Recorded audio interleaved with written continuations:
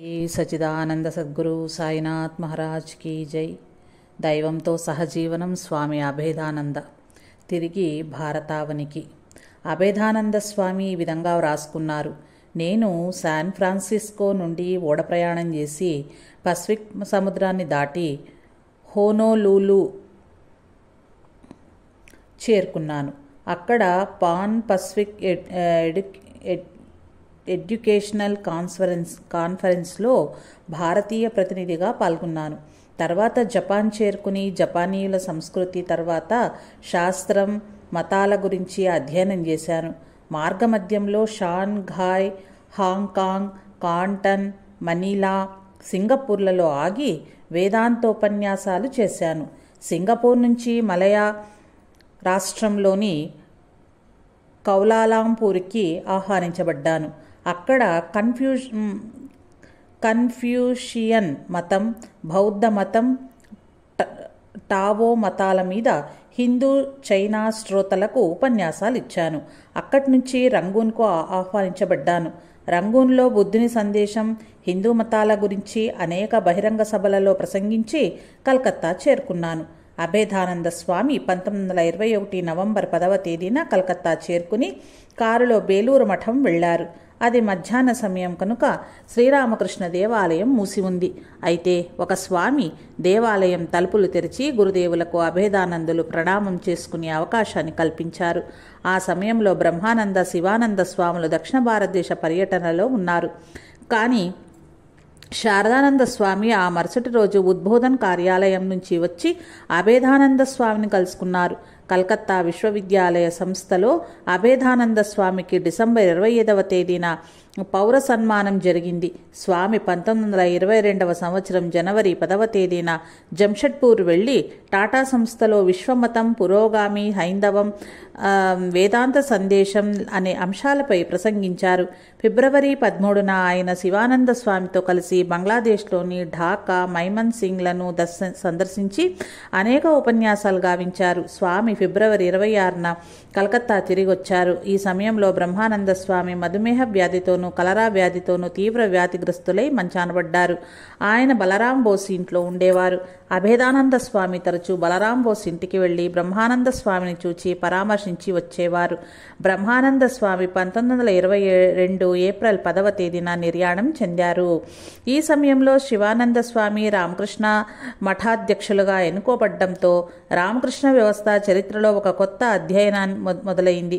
అభేదానంద స్వామి 1922 April 24వ తేదీన అస్సాంలోని గౌహతి, షిలాంగాలకు యాత్రలకు ఉపన్యాసాలు ఇవ్వటానికి వెళ్లారు. కలకత్తా తిరిగి వచ్చిన తర్వాత జూలై 14న టిబెట్ వెళ్లారు.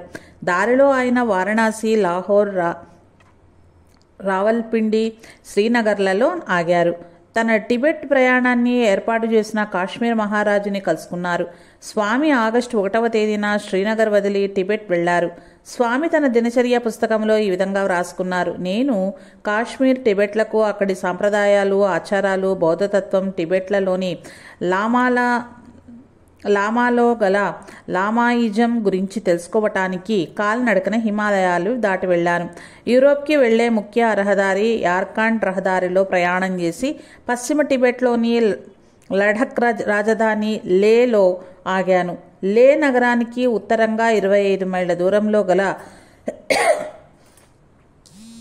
హెమిస్ ఆశ్రమమే నా గమ్యం.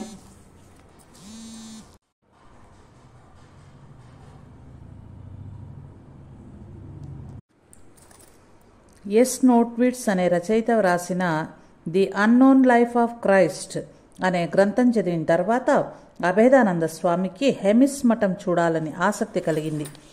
ఆ పుస్తకం ఈ మఠంలో భద్రపరచబడిన ఒక టిబెట్ వ్రాతప్రతి ఆధారంగా రచించబడింది. ఆ పుస్తకంలోని కొన్ని పుటలను ఒక లామా సహాయంతో అభేదానంద స్వామి అనువదింపజేశారు. ఆ తర్వాత తన ప్రఖ్యాత గ్రంథం జర్నీ ఇంటూ కాశ్మీర్, టిబెట్లో తన ప్రయాణపు వివరాలు, క్రీస్తుపై తన పరిశోధనలు వివరంగా వ్రాశారు. మొత్తం ప్రయాణం దాదాపు 3 మాసాలు పట్టింది. ఆ తర్వాత ఆయన అక్టోబర్ 29న శ్రీనగర్ వచ్చారు. మార్గంలో రావల్పిండి, పురాతన నగరమైన తక్షశిల, లాహోర్, ఋషికేశ్, వారణాసిలను దర్శించి 1922 డిసెంబర్ 11వ తేదీన కలకత్తా చేరుకున్నారు. కలకత్తా, డార్జిలింగ్లలో టిబెట్ నుంచి 1923లో తిరిగి వచ్చిన తర్వాత కలకత్తాలో నా అధ్యక్షతన రామకృష్ణ వేదాంత సొసైటీని ప్రారంభించారు. ఈ సంస్థకు అనుబంధ శాఖగా డార్జిలింగ్లో 1924లో రామకృష్ణ వేదాంత ఆశ్రమాన్ని స్థాపించాను అని అభేదానంద స్వామి తన దినచర్య పుస్తకంలో వ్రాసుకున్నారు. అభేదానంద స్వామి బేలూరు మఠం నుంచి కలకత్తాకు ఎందుకు మారినట్లు? స్వామి అభేదానంద ఆధ్యాత్మికత చరిత్ర అనే గ్రంథంలో మోనీ బక్షి ఇలా వ్రాశారు. అమెరికా నుంచి తిరిగి వచ్చినప్పుడు అభేదానంద స్వామి చాలా పుస్తకాలు, వస్తువులు పుస్తక రూపంలో ప్రచురించే ముందర సరిచూడవలసిన అసంఖ్యాకమైన తన ప్రసంగాలు, రచనల వ్రాతప్రతులు తీసుకొచ్చారు. అవి గుట్టలు గుట్టలుగా ఉండేవి. బేలూరు మఠంలో వాటన్నింటికీ తగినంత స్థలం లేక అవి వచ్చిన మూటలలోనే పెట్టెలలోనే ఉంచబడ్డాయి, బయటికి తీయబడలేదు. ఆ రోజులలో రామకృష్ణ మిషన్ ముఖ్య కేంద్రమైన బేలూరు మఠంలో చాలా తక్కువ గదులు ఉండటం వలన అభేదానంద స్వామికి తగినంత కనీసం విశాలమైన స్థలం కూడా ఏర్పాటు చేయటం కష్టమైంది.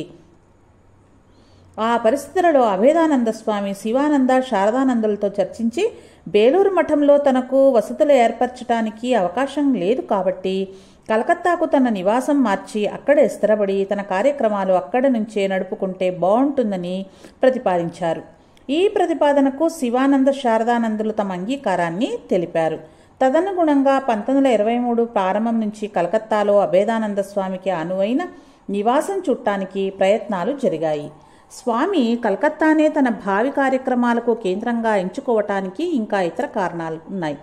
అమెరికా నుంచి భారతదేశానికి తిరిగి వచ్చాక ఆయనకు తన స్వంత కార్యాచరణ ప్రణాళికలు ఉండి ఉంటాయి.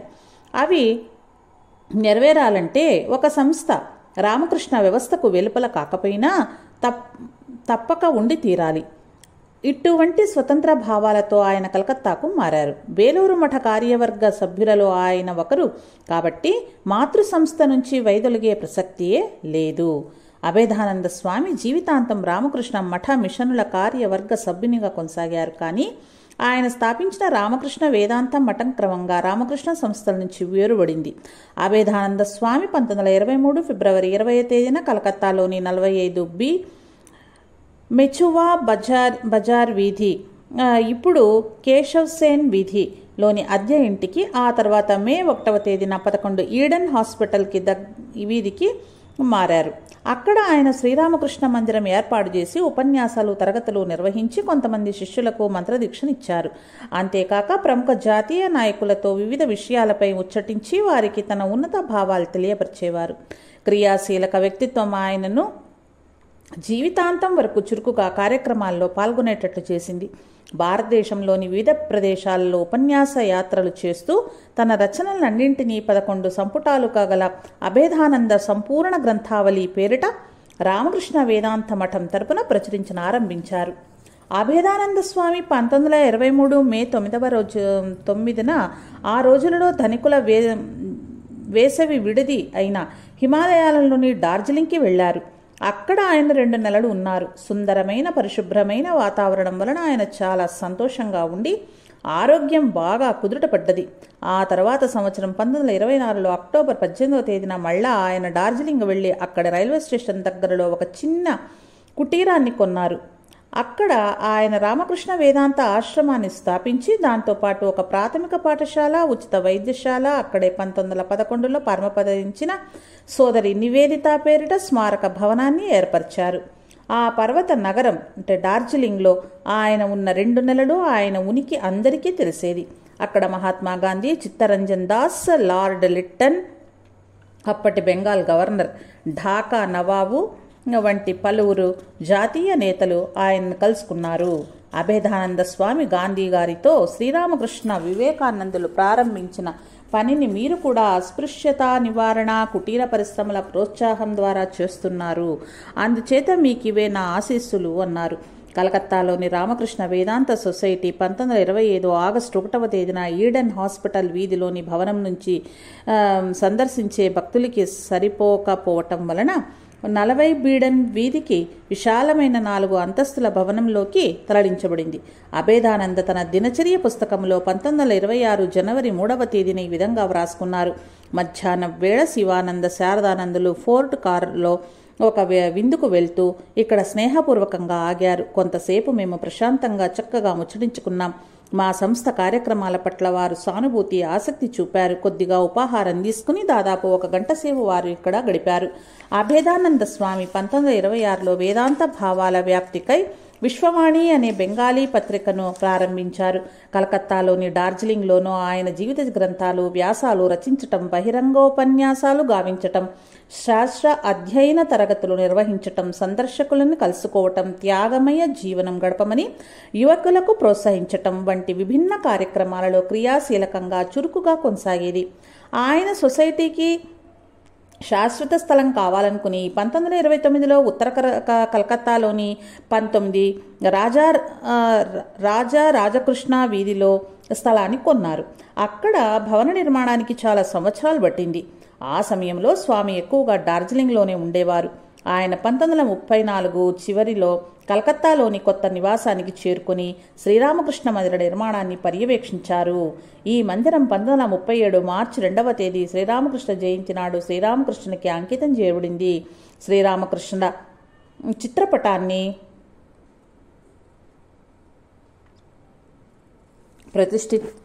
ప్రతిష్ఠిస్తూ అభేదానంద స్వామి, గురుదేవా, సూర్యచంద్రులు ఉండేంత వరకు ఇక్కడ నివసించి మానవాళికి శ్రేయస్సును చేకూర్చండి అని ప్రార్థించారు. మార్చి 1937లో శ్రీరామకృష్ణ శతాబ్ది ఉత్సవాలు కలకత్తాలో పరిసమాప్తి గావించబడ్డాయి. శ్రీరామకృష్ణ సన్యాస శిష్యుల్లో అభేదానంద, విజ్ఞానంద స్వాములు ఇద్దరూ మాత్రమే అప్పుడు జీవించి ఉన్నారు. మార్చి 1వ తేదీన కలకత్తాలోని టౌన్ హాల్లో స్వధర్మ సమ్మేళనం నిర్వహించబడింది. వివేకానంద స్వామి సహాధ్యాయి, ప్రఖ్యాత తత్వవేత్త, మేధావి అయిన బ్రజ్రేంద్రనాథ్ సీల్ ఈ సమ్మేళనాన్ని ప్రారంభించారు. కానీ అనారోగ్యం కారణాన అక్కడి నుంచి వెళ్లవలసి రావటం అభేదానంద స్వామిని ఆ సమ్మేళనానికి అధ్యక్షత వహించవలసిందిగా ఆహ్వానించారు. అభేదానంద స్వామి తనని తాను ఈ విధంగా పరిచయం చేసుకున్నారు. నేనిక్కడ ఏ సంస్థ యొక్క ప్రతినిధిగా కానీ, కలకత్తాలోని రామకృష్ణ వేదాంత సొసైటీ అధ్యక్షునిగా కానీ కాక కేవలం శ్రీరామకృష్ణ ముద్దుబిడ్డగా ఈ సమ్మేళనంలో పాల్గొంటున్నాను. ఆ తర్వాత రోజు స్వామి శ్రీరామకృష్ణ గురించి ఒక పత్రాన్ని చదివారు. వారి బహిరంగ ఉపన్యాసాలలో అదే చివరిది. దానిలో ఆయన ఈ విధంగా అన్నారు: మొట్టమొదటిసారిగా అన్ని మతాలు ఒకే గమ్యాన్ని చేర్చే మార్గాలని క్రైస్తవ, మహమ్మదీయ, జడాయిజం, జోరాస్ట్రియ నిజం, హిందూ మతం వంటి ప్రపంచాలలో కల అన్ని మతాల మహోన్నత లక్ష్యం ఒకే దైవ సాక్షాత్కారమని శ్రీరామకృష్ణ జీవితంలో అత్యద్భుతంగా ప్రదర్శించబడింది. ఒకే పరమాత్మ వివిధ దేశాలలో వివిధ నామరూపాలతో ఆరాధించబడుతున్నాడని, ఆయన సగుణుడు, నిర్గుణుడు, సాకారుడు, నిరాకారుడు, ఆ రెండింటికి అతీతుడని, నామరూపాలు కలవాడు అయినా నామరూపాతీతుడని ప్రకటించటమే శ్రీరామకృష్ణ అవతార లక్ష్యం. శ్రీరామకృష్ణ శతాబ్ది ఉత్సవాల సందర్భంగా కలకత్తా ఆకాశవాణి కేంద్రం అభేదానంద స్వామి 5 నిమిషాల పాటు శ్రీరామకృష్ణ గురించి బెంగాలీలో చేసిన ప్రసంగాన్ని ప్రసారం చేసింది. ఇప్పట్లో లభ్యమవుతున్న శ్రీరామకృష్ణ శిష్యుని స్వరం రికార్డు చేయబడింది. బహుశా ఇది ఒక్కటే. గురుదేవుల గురించి అమూల్యమైన వాక్కులలో ధృవీకరించబడిన సత్యాలివి అని అవి అనువాదంలో ఈ విధంగా ఉన్నాయి: ఓం నమో భగవతే శ్రీరామకృష్ణాయ. 19వ శతాబ్దంలో పాశ్చాత్య నాగరికత వెల్లువలు భారతావనిని ముంచెత్తాయి. క్రైస్తవ మత ప్రచారకులు హిందువులకు వారి మతం పట్ల గందరగోళము, ద్వేషము కలిగించి వారి మనస్సులను విరిచివేయటానికి యత్నించారు. అటువంటి పరిస్థితులలో సనాతన ధర్మ పునరుద్ధరణకై శ్రీరామకృష్ణ అవతరించారు. ఆయన బెంగాలు రాష్ట్రంలోని ఒక కుగ్రామంలో జన్మించారు. ఆయన ఏ పాఠశాలలోనూ చదువుకోలేదు. కానీ నిత్య సత్య బ్రహ్మ సాక్షాత్కారాన్ని పొంది గొప్ప ఆచారులైనారు. శుష్క శాస్త్రవాదాలను ఆయన లక్ష్య పెట్టలేదు. జీవిత సమస్యలను ఆయన తన ఆధ్యాత్మిక శక్తితో పరిష్కరించారు. ఆయన ఈ విధంగా అన్నారు: మానవులందరి తత్వం ఒకే రీతిగా ఉండదు. విభిన్నత అత్యంత సహజం. ఆయన అందరినీ గౌరవించేవారు. అన్ని మతాల దేవుళ్ళని ఆరాధించేవారు. భిన్నత్వంలో ఏకత్వ సత్యాన్ని అనుభవపూర్వకంగా గ్రహించాక శ్రీరామకృష్ణులు ఎన్ని మతాలలో అన్ని మార్గాల్లో అన్ని మతాలు సత్యమే అని ప్రకటించారు. గురుదేవుల త్యాగం అపూర్వం. దక్షిణేశ్వరంలోనూ కాశీపూర్లలోనూ నివసించేటప్పుడు వారు ధనాన్ని కానీ ఏ లోహ పదార్థాన్ని కానీ తాకగలిగేవారే కాదు. స్త్రీలందరి యందు ఆయన జగన్మాతనే దర్శించేవారు. ఆయన మాతో ఇలా అన్నారు: గతంలో ఎవరు రాముడో ఎవరు కృష్ణుడో ఆయనే ఇప్పుడు ఈ శరీరంలో రామకృష్ణుడు అన్నారు. తనని చూపించుకుంటూ గురుదేవులు ఇంకా ఈ విధంగా అన్నారు: నేను అనేక మంది గృహాలలో పూజించబడతాను. మానవాళి హితం కోసం విభిన్న రూపాలను దాల్చిన పరిపూర్ణ సత్య స్వరూపుడైన శ్రీరామకృష్ణులకు నమస్సులు. పరమాత్ముని అవతారమే వారు. అందరిచే పూజింపబడుతున్నారు. ఓం శాంతి శాంతి శాంతి. అభేదానంద స్వామి 1937 ప్రారంభంలో తమకు అత్యంత ప్రియమైన ప్రదేశం డార్జిలింగ్కి వెళ్లారు. అక్కడ అతి రమణీయమైన ప్రకృతి సౌందర్యం నడుమ ఆయన ధ్యానం రచనలలో నిమగ్నమయ్యేవారు. ఆయన గ్రంథాలు రచనలు ఎక్కువ భాగం ఇక్కడ రచించబడినవే. ఆయన తెల్లవారుజామునే లేచి ధ్యానించేవారు. హిమాలయ శృంగాలను చూస్తూ అల్పాహారం తీసుకునేవారు. తరువాత వ్యాఖ్యాడికై ఒంటరిగా వెళ్లేవారు. ఆ తర్వాత ఉదయం 9 నుంచి 11 గంటల వరకు రచనా వ్యాసంగం సాగేది. స్నానం తర్వాత మరొక గంట ధ్యానించి మధ్యాహ్న భోజనం చేసేవారు. భోజనం తర్వాత వార్తాపత్రిక స్టేట్స్ మ్యాన్ చదివి కొద్దిసేపు విశ్రాంతి తీసుకునేవారు. మరలా మధ్యాహ్నం 3 నుంచి 5 గంటల వరకు వ్రాత పనిని చూసుకుని సాయంత్రం వ్యాఖ్యాడికి వెళ్లేవారు. తిరిగి వచ్చిన తర్వాత భక్తులను సందర్శకులను కలుసుకుని రకరకాల విషయాలను ముచ్చడించేవారు. శ్రీరామకృష్ణ ఆలయం 1937 ఆగస్టు 29న అంకితం చేసి ఆయన సెప్టెంబర్ 21వ తేదీన డార్జిలింగ్ వదిలి వెళ్లారు. ఆయనకు డార్జిలింగ్ సందర్శనం అదే ఆఖరైంది. కలకత్తా మార్గమధ్యంలో డార్జిలింగ్ మెయిల్ పట్టాలు తప్పటంతో త్వరగా రైలు దిగి వెళ్లే హడావుడిలో ఆయనకు గుండె మీద ఒత్తిడి కలిగింది. పూర్తిగా అలసిపోయి వారు కలకత్తాలోని రామకృష్ణ వేదాంత మఠం చేరుకున్నారు. అప్పటి నుంచి ఆయన ఆరోగ్యం క్షీణించడం ప్రారంభమై శరీరంలో నీరు చేరటం మొదలైంది. ప్రఖ్యాతులైన వైద్యులు చాలామంది ఆయన జలోదర వ్యాధికి చికిత్స చేశారు. చివరికి వారు కవిరాజు విమలానంద అనే ఆయుర్వేద వైద్యుని సంరక్షణలో ఉంచబడ్డారు. తన పని పూర్తి చేసుకున్న అభేదానంద స్వామి అంతిమ యాత్రకు నిశ్శబ్దంగా సంసిద్ధమయ్యారు. తన 73వ జన్మదినాన ఒక భక్తునితో ఇలా అన్నారు: గురుదేవుల ఆనందమయ లీలా క్రీడలో నేనొక ఉపకరణాన్ని మాత్రమే. నా జీవిత కార్యం ముగిసిన తరువాత ఒక క్షణం కూడా వేచి ఉండను. ఒకసారి బ్రహ్మానంద స్వామి అభేదానందుని గురించి ఈ విధంగా వ్యాఖ్యానించారు: కాళీ తన బాహ్య కార్యక్రమాలను తగ్గించినప్పుడు అందరూ అతని ఆధ్యాత్మిక శక్తి ప్రకటనను చూడగలరు. తన జీవితంలోని చివరి 1.5 సంవత్సరాలు అభేదానంద స్వామి మంచం పట్టారు. ఆ అనారోగ్య పరిస్థితిలో కూడా ప్రతిరోజు రాత్రి సమయంలో భోజనం తర్వాత శిష్యులు ఆయన ప్రసంగాల వ్రాతప్రతులను చదివి వినిపిస్తుంటే ఆయన సవరణలను సూచించేవారు. తనకు తీవ్ర అనారోగ్యంగా ఉన్నప్పటికీ అభేదానంద స్వామి 1938 జనవరి 14వ తేదీన బేలూరు మఠంలోని క్రొత్త దేవాలయంలో శ్రీరామకృష్ణ పాలరాతి విగ్రహ ప్రతిష్టాపన మహోత్సవానికి హాజరయ్యారు. విజ్ఞానంద స్వామి దేవాలయంలోని పీఠంలో గురుదేవుల అస్థికలను స్థాపితం చేస్తుంటే తాను బారానగర్ మఠ రోజులలో రచించిన గురుదేవుల స్తోత్రాన్ని ఇతర స్వాములు గానం చేస్తుండగా అభేదానంద స్వామి ప్రశాంతంగా మౌనంగా వింటూ నిశ్చలంగా ఉండిపోయారు. బేలూరు మఠానికి ఇదే వారి అంతిమ సందర్శనం. శ్రీరామకృష్ణ దివ్య నాటకంలో అభేదానంద స్వామి తన పాత్రను సమర్థవంతంగా పోషించారు. క్రమంగా ఆ మహాయోగి తన గురువులను చేరుకోవటానికి సంసిద్ధమయ్యారు. ఒకరోజు ఒక శిష్యునితో ఆయన, నా ఈ శరీరం గురుదేవుల ఆధీనం అన్నారు. తన మరణానంతరం తన శరీరాన్ని కాశీపూర్ శ్మశాన వాటికలో దహనం చేయాలని ఆయన సూచించారు. ఆయన 1939 సెప్టెంబర్ 7వ తేదీన తన నిత్యకృత్యాలన్నీ నిర్వహించారు. మామూలుగానే ఉన్నారు. కానీ సాయంత్రానికి తీవ్ర జ్వరం వచ్చి ఆ రాత్రంతా జ్వరంతో బాధపడ్డారు. శిష్యులు ఆ రాత్రంతా ఆయనకు సేవ చేశారు. మరుసటి రోజు ఉదయం కొంత మెరుగననిపించి తన సేవకుణ్ణి ఒక గ్లాసు మంచినీళ్ళు ఇమ్మనడిగారు. మంచం మీద కూర్చుని నీళ్లు త్రాగి మళ్ళా పడుకున్నారు. ఆ తర్వాత కొద్ది సమయానికే 8:16 1939 సెప్టెంబర్ 8వ తేదీన శుక్రవారం నాడు ఆయన నిర్యాణం చెందారు. అభేదానంద స్వామి నిర్యాణ వార్త నగరమంతా వ్యాపించింది. ఆకాశవాణిలో కూడా ఆ వార్త ప్రసారం చేయబడింది. అభేదానంద స్వామి వారి అంతిమ దర్శనం చేసి నివాళులర్పించటానికి భక్తులు బేలూరు మఠ స్వాములు పెద్ద సంఖ్యలో రామకృష్ణ వేదాంత మఠం దగ్గర గుమిగూడారు. ఆయన పార్థివ శరీరం ఊరేగింపుతో తీసుకుని వెళ్లి కాశీపూర్ శ్మశాన వాటికలో దహనం చేయబడింది. నా గురుదేవుల పాదాల వద్ద నాకు కొంచెం స్థలం ఇప్పించండి అన్న ఆయన అంతిమ కోరికను శిష్యులు నెరవేర్చారు. తన జీవిత చరమాంకంలో ఈ మహోన్నత వేదాంత తపస్వి అభేదానంద తన శిష్యులతో ఈ విధంగా అన్నారు. తపస్సు, కఠిన నియమాలు సంకల్ప శక్తిని అభివృద్ధి చేస్తాయి. ఆత్మవిశ్వాసం కలిగి ఉండండి. నువ్వు అమృతస్య పుత్రుడని భావించుకో. నీలో అనంత శక్తి క్రీడిస్తున్నదన్న దృఢ విశ్వాసమే ఉంటే ఈ ప్రపంచాన్నే జయించగలవు. జై రామకృష్ణ. జై సాయి మాస్టర్.